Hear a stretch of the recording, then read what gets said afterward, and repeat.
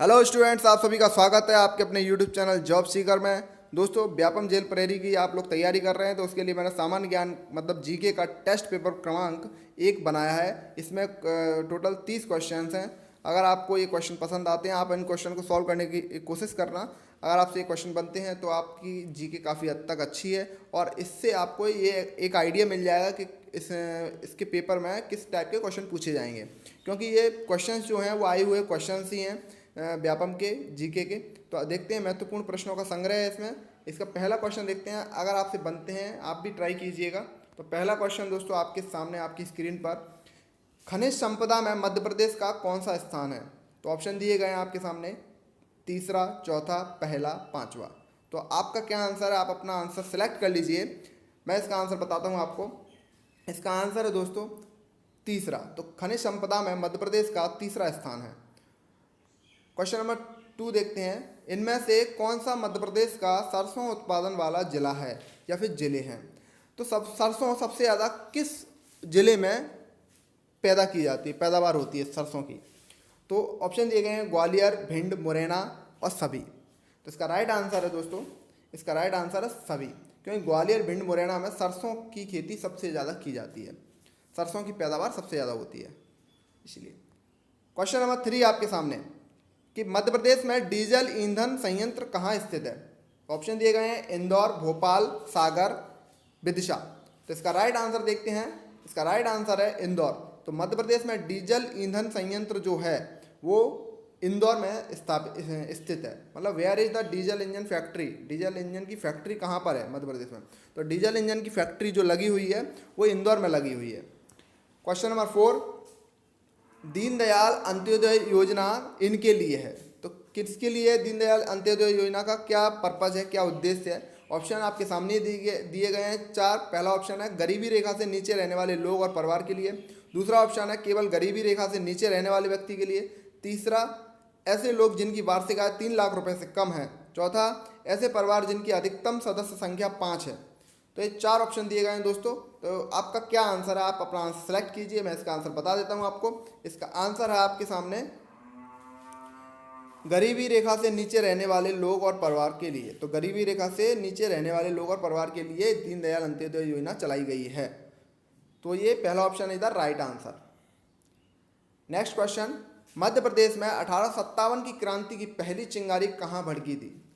तो ऑप्शन दिए गए हैं ग्वालियर छावनी, नीमच छावनी, शिवपुरी, महू। तो इसका राइट आंसर मैं आपको बताता हूँ। इसका राइट आंसर है नीमच कैंटोनमेंट, नीमच छावनी। नीमच छावनी में मध्य प्रदेश में 1857 की सबसे पहली चिंगारी यहाँ पे भड़की थी। मतलब 1857 की क्रांति की जो शुरुआत मध्य प्रदेश में हुई थी वो नीमच छावनी से हुई थी।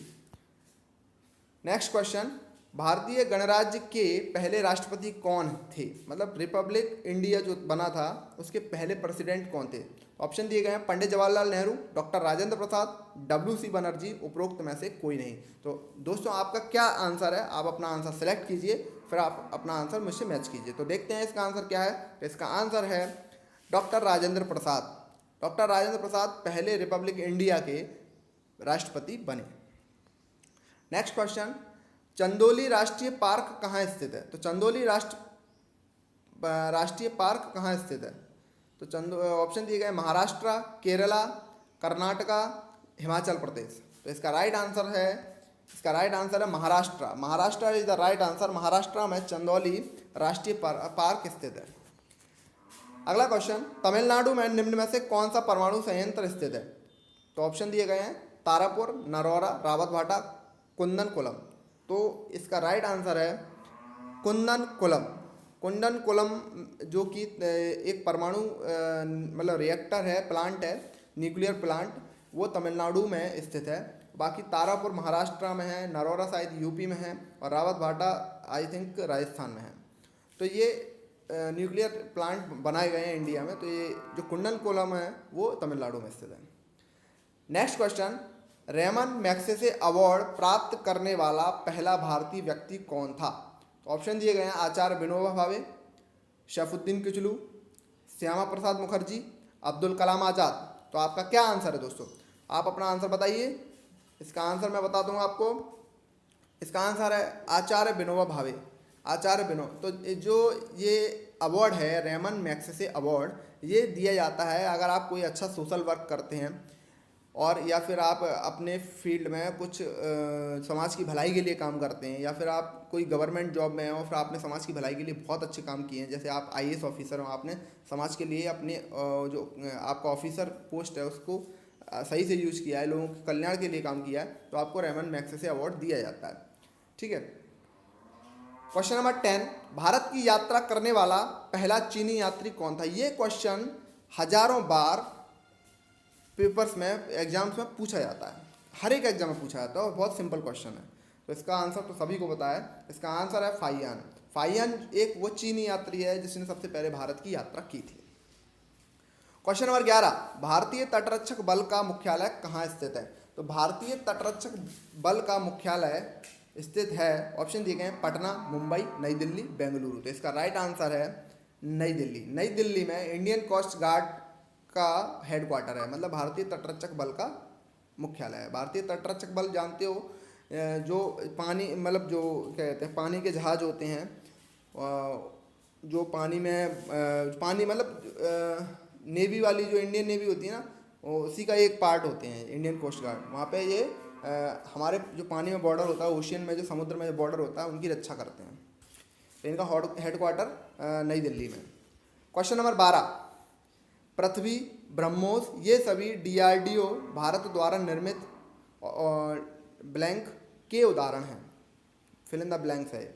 ऑप्शन दिए गए हैं, मिसाइल प्रणाली के, पोत के मतलब शिप्स के, और एयरक्राफ्ट के मतलब विमान के, और मशीन गन्स के। तो किसके उदाहरण हैं ये? पृथ्वी, ब्रह्मोस, ये सभी। तो ये सभी हैं मिसाइल प्रणाली के। तो पृथ्वी, ब्रह्मोस, ये सभी क्या है? मिसाइल है जिनको डीआरडीओ द्वारा बनाया गया है। क्वेश्चन नंबर 13, भारत के किस गवर्नर जनरल ने इलाहाबाद और कारा को अवध के नवाब के हाथों भेज दिया था? तो भारत का कौन सा गवर्नर है जिसने, गवर्नर जनरल है जिसने इलाहाबाद और कारा को अवध के नवाब के हाथों भेज दिया? तो ऑप्शन दिए गए हैं, Warren Hastings, Lord Cornwallis, Lord Wellesley और रॉबर्ट क्लाइव।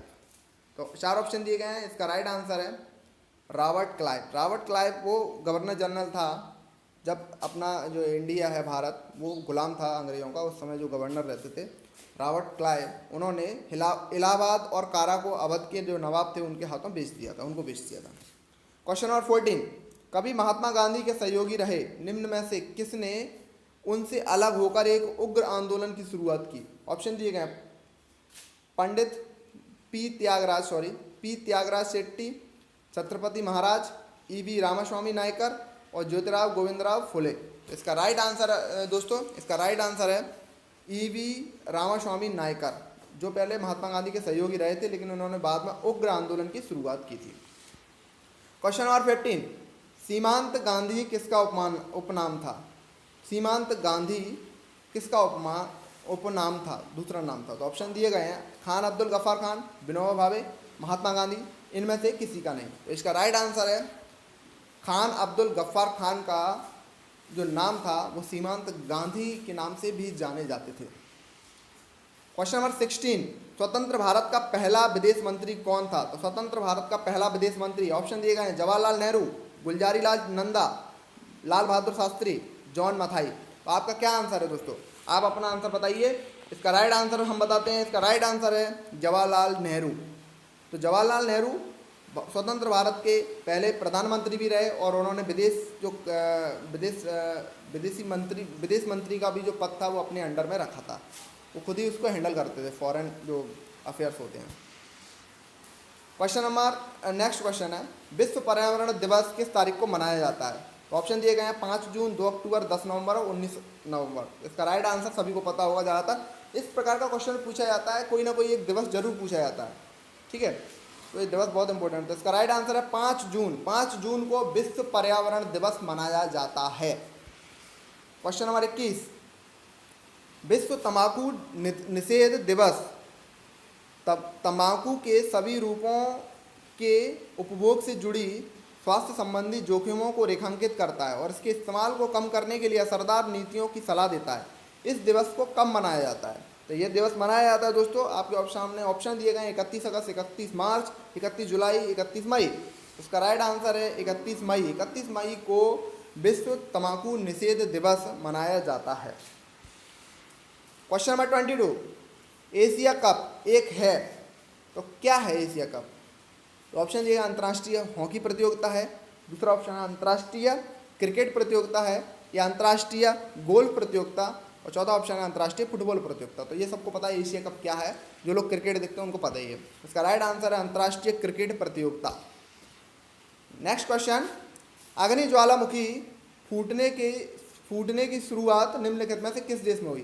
तो अग्नि ज्वालामुखी मतलब फायर वल्केनो फूटने की शुरुआत सबसे पहले किस देश में हुई थी? ऑप्शन दिए गए जापान, ऑस्ट्रेलिया, इंडोनेशिया, ग्वाटेमाला। इसका राइट आंसर है ग्वाटेमाला। ग्वाटेमाला वो कंट्री है जहां पर सबसे पहले अग्नि ज्वालामुखी मतलब आग वाली ज्वालामुखी फटी थी। नेक्स्ट क्वेश्चन, अर्थशास्त्र में नोबेल पुरस्कार प्राप्त करने वाला पहला भारतीय व्यक्ति कौन था? तो अर्थशास्त्र में मतलब इकोनॉमिक्स में नोबेल पुरस्कार प्राप्त करने वाला पहला इंडियन कौन था? ऑप्शन दिए गए हैं सैफुद्दीन किचलू, दूसरा ऑप्शन है अमर्त्य सेन, तीसरा ऑप्शन है शेरपा अंगा दोरजी, और चौथा ऑप्शन है एस मुखर्जी। तो दोस्तों इसका आंसर क्या है? इस टाइप के क्वेश्चन थोड़े घुमा देते हैं, दिमाग को चकरा देते हैं। तो इसका आंसर है Amartya Sen. Amartya Sen is the right answer. Amartya Sen वो पहले भारतीय हैं जिनको सबसे पहले नोबेल पुरस्कार दिया गया था इकोनॉमिक्स के फील्ड में मतलब अर्थशास्त्र में। अगला क्वेश्चन है 26 जनवरी 1950 से जब संविधान लागू किया गया तब भारतीय गणराज्य की वास्तविक संवैधानिक स्थिति क्या थी? तो भारतीय संविधान मतलब जो था वो कैसा था? एक लोकतांत्रिक गणराज्य था, एक स्वतंत्र लोकतांत्रिक गणराज्य था, एक स्वतंत्र धर्मनिरपेक्ष लोकतांत्रिक गणराज्य था, या एक स्वतंत्र धर्मनिरपेक्ष लोकतांत्रिक गणराज्य था। तो इसका राइट आंसर देखते हैं। इसका राइट आंसर है एक स्वतंत्र लोकतांत्रिक गणराज्य था। जब लागू किया गया था तब की बात है, ठीक है, मतलब रिपब्लिक था और स्वतंत्र था।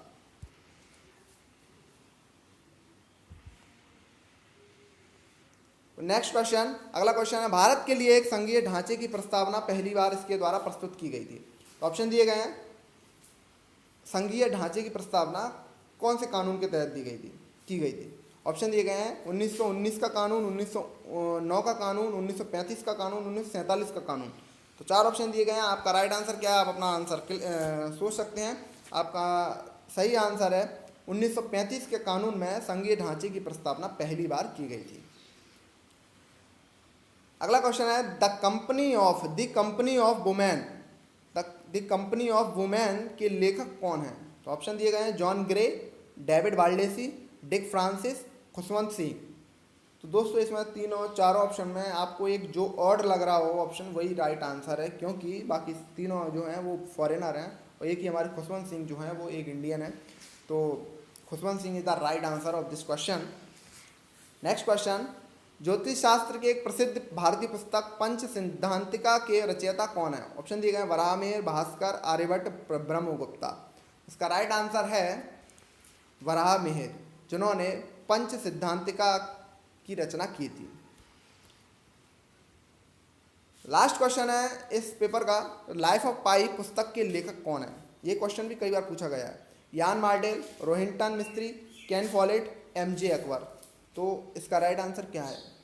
इसका राइट आंसर है दोस्तों यान मार्डेल। यान मार्डेल ने लाइफ ऑफ पाई पुस्तक के रचना की है, और लाइफ ऑफ पाई एक शायद मूवी भी है जो बनी है, तो आप शायद आपने देखी हो, तो नहीं देखी हो देख लेना।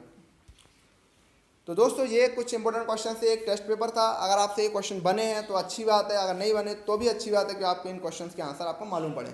ऐसे ही मैं डेली हिंदी और सामान्य जीके के टेस्ट पेपर बनाता रहूँगा, और मैथ्स के भी टेस्ट पेपर बनाऊँगा, मैथ्स के सॉल्यूशन बताऊँगा आपको, डिफरेंट टाइप के क्वेश्चन जो आते हैं उनका सॉल्यूशन बताऊँगा, कैसे शॉर्ट ट्रिक का यूज करके हम उसको सॉल्व कर सकते हैं। ठीक है, अगर आप लोग ऐसे ही देखते रहेंगे, आप लोग अगर मेरे वीडियो को लाइक करते हैं तो फिर मैं और वीडियो ज़्यादा से ज़्यादा आपके लिए बनाऊँगा दोस्तों। तो आई होप का आपको ये वीडियो पसंद आया होगा। तो इस वीडियो को लाइक कीजिए, शेयर कीजिए, कमेंट कीजिए। अगर आपके कोई सवाल है उस पूछ सकते हैं, और हमारे चैनल जॉब सीकर को सब्सक्राइब जरूर कर लेना दोस्तों। लाल बटन दिख रहा होगा सब्सक्राइब को, उसको सब्सक्राइब बटन आप दबा दीजिए। और इस सब के लिए थैंक्स। वीडियो आपने देखी, थैंक यू वेरी मच।